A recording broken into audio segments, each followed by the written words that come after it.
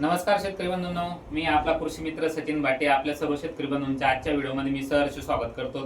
शेतकरी बंधूंनो, आज आपण महत्त्वाच्या मुद्द्यावर व्हिडिओ बनवत आहेत। हळद एकरी 40 क्विंटल उत्पादन कसं काढावं आणि हे 40 क्विंटल उत्पादन काढत असताना आपल्या हळद पिकामध्ये कोणकोणत्या समस्या येतात आणि या समस्येचं निवारण करण्यासाठी आपण काय उपाययोजना करू शकतो त्याबद्दल आज आपण व्हिडिओ बनवत आहेत। तर हा व्हिडिओ बघण्या अगोदर शेतकरी बंधूंनो, तुम्ही अजूनपर्यंत आपल्या YouTube चॅनलवर ज्याचं नाव आहे आपला कृषी मित्र सचिन भाटे या YouTube चॅनलवर नवीन असाल तर चॅनलला पहिले सबस्क्राईब करून घ्या, बेल आयकॉन बटन दाबा आणि व्हिडिओ आवडला तर जास्तीत जास्त लोकांपर्यंत शेअर करायला विसरू नका। तर शेतकरी बंधूंनो, एकरी 40 क्विंटल उत्पादन काढणं खूप अवघड नाहीये, कारण आपण 4 ते 5 वर्षापासून हिंगोली येथे हळद पिकावर काम करत असताना आपण बऱ्याच शेतकरी बंधूंना आपण 40 क्विंटल पर्यंत उत्पादन हे काढून दिलेलं आहे आणि ज्या समस्या आहेत त्या आपण प्लॉटवर जाऊन प्रत्यक्ष निवारण केलेलं आहे। त्या माहितीच्या आधारे आज आपण काही पॉइंट इथं बघणार आहोत ज्याच्यामुळे हळदीचं उत्पादन हे घटत चाललेलं आहे। क्षेत्र वाढत आहेत, भाव चांगले आहेत, पण हळदीचं उत्पादन हे घट होत आहे।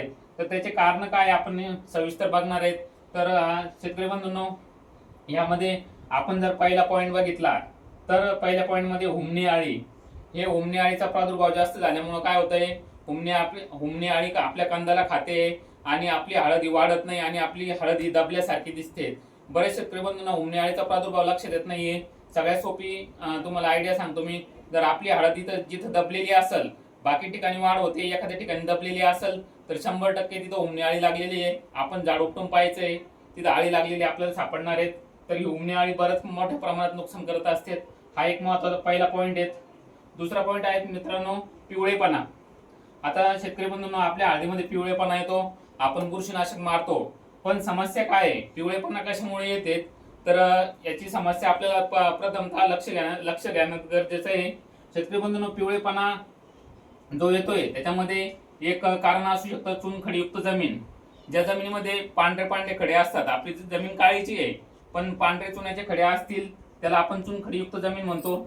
ज्या जमिनीमध्ये कॅल्शियम आणि कॅल्शियम कार्बोनेटचं प्रमाण जास्त असतंय अशा जमिनीमध्ये हळद पिकाला आपलं फेरस आणि सल्फर हे अन्नद्रव्य उपलब्ध न झाल्यामुळं हळद ही पिवळी पडत असते।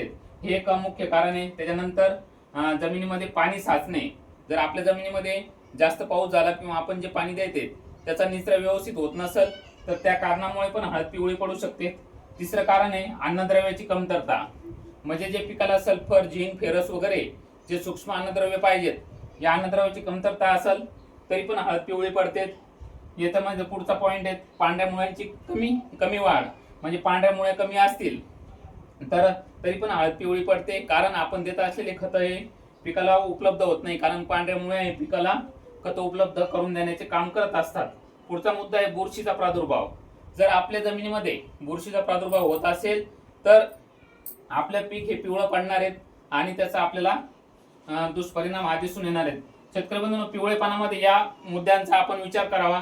आपल्या शेतामध्ये पिवळेपणा असेल तर या मुद्द्यापैकी आपला मुद्दा कुठं, आपलं शेत या कॅटेगरीमध्ये कुठं बसतंय ते आपण शेतकऱ्यांनी एकदा ओळखणं गरजेचं आहे। आता पुढचा मुद्दा आहे कंदसड। तर आता शेतकरी बंधूंनो, महाराष्ट्रामध्ये मोठ्या प्रमाणात पाऊस होते तर अजून कंदसडचा प्रादुर्भाव अजून कुठपर्यंत आलेला नाहीये।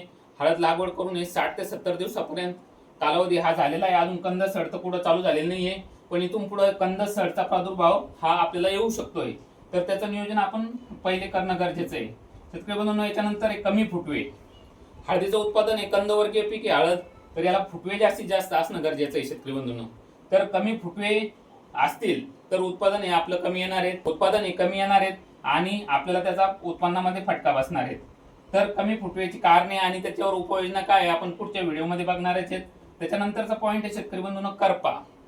आणि शेतकरी बंधूंनो, पानावर ठिपके पडत असतील, तपकिरी कलरचे ठिपके पडत असतील तर हा करप्याचा प्रादुर्भाव आहे। हे ठिपके सुरुवातीला कमी प्रमाणात असतात आणि नंतर हे प्रमाण वाढत जाऊन पूर्ण पान हे करपत असते। हे करप्याचं पण आपण पुढे नियोजन देणार आहेत। याच्यामध्ये पुढचा पॉइंट कंदमाशी।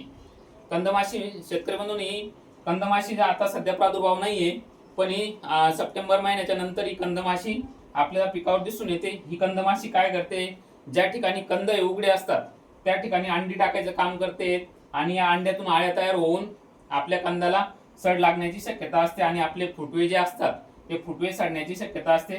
तर या कंदमाशीचं नियोजन आपण पुढे देणारच आहेत। तसेच शेतकरी बंधूंनो, हा ऍक्च्युली हा पहिला पॉईंट होता, पण हा शेवटी लिहिण्यात आलेला आहे. तर हा पॉईंट आहे योग्य जमिनीची निवड. शेतकरी बंधूंनो, हा योग्य जमिनीची निवड हे खूप महत्वाचं आहे. तर योग्य जमिनीची निवड म्हणजे आपली जमीन ही उत्तम पाण्याचा निचरा होणारी असावी. या जमिनीमध्ये सेंद्रिय कर्ब, जेव्हा आपण ऑर्गॅनिक कार्बन म्हणतोय, हे ऑर्गॅनिक कार्बनचं प्रमाण चांगलं असणं गरजेचं आहे. तसेच आपल्या जमिनीमध्ये चुनखडीचं प्रमाण हे नसणं गरजेचं आहे. चुनखडी जास्त असेल तर अशा शेतामध्ये हळद लागवड करू नये, किंवा लागवड केली असेल तर याच्यावर काय उपाययोजना कराव्यात ते आपण पुढच्या वेळेस आपण सांगणारच आहेत. तर शेतकरी बंधूंनो, आपण हे पॉईंट बघितलेले आहेत. एवढ्या पॉईंटचा जर आपण विचार केला आणि याच्यावर उपाययोजना जर करायचे ठरवलं तर नक्की 100% आपण 40 क्विंटल उत्पादन एका एकरमध्ये 100% काढू शकतो. तर आपण या पद्धतीने हे नियोजन करायचं आहे आणि तुमच्या सोबत मी आहेच वेळोवेळी मार्गदर्शन करण्यासाठी. तर शेतकरी बंधूंनो, हा व्हिडिओ तुम्हाला कसा वाटला नक्की कमेंट करून सांगा. यापैकी तुम्हाला तुमच्या शेतामध्ये हळद पिकामध्ये कुठला प्रॉब्लेम आहे, हुमणी अळी असेल, पिवळेपणा असेल, यापैकी कुठलाही प्रॉब्लेम असेल तर नक्की आम्हाला कमेंट बॉक्समध्ये तुम्ही पाठवा. हा आपण आता आजपासून हा हळद पिकावर रेग्युलर प्रत्येक समस्यावर निवारण करण्याचं काम आपण करणार आहेत. कारण बऱ्याच शेतकरी बंधूंचे मला फोन येतात, फोटो पाठवतात, सर हळद पिवळी पडली आहे किंवा हुमणी अळी लागली आहे, तर काय करावं. तर हे प्रत्येकाला आपण सांगू शकत नाही. तर आपण या व्हिडिओच्या माध्यमातून हे सांगण्याचा प्रयत्न करणार आहेत.